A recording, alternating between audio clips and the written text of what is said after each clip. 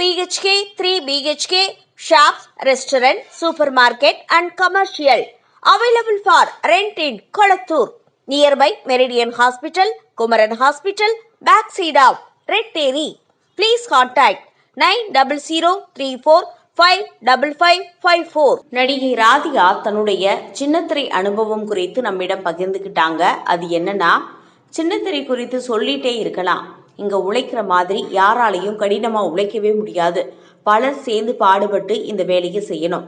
வருகிற ஆகஸ்டோடு 45 ஆண்டுகள் ஆகுது. இதுவரையில நான் நடிக்காத ஒரே டைரக்டர் பாலச்சந்தர் சார் தான். நீங்க சக்சஸ்ஃபுல்லா தொழில் முனைவோர் ஆகணுமா, அதுக்கு என்ன பண்ணணும் அப்படின்னா, புன்னகைத்து கொண்டே பதில் சொன்னாரு. பெண்ணாக இருப்பது முதல்ல சேலஞ்சு.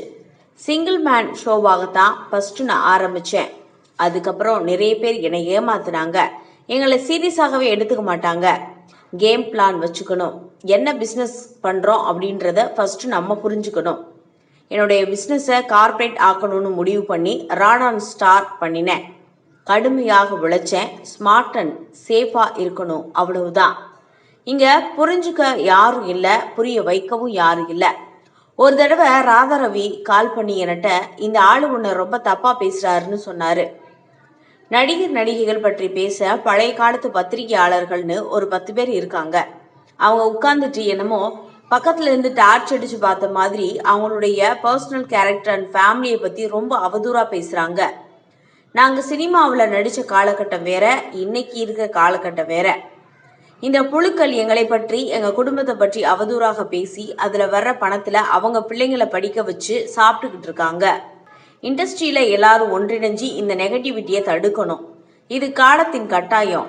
ஒருத்தருடைய பர்சனல் லைஃப் பற்றி பேச யாருக்கு எந்த உரிமையும் கிடையாது. என்னுடைய வாழ்க்கையோ, வாழ்க்கை பயணத்தையோ, என் உழைப்பையோ, என் வெற்றியையோ உன்னால ஒரு செகண்ட் கூட ஒண்ணுமே பண்ண முடியாது.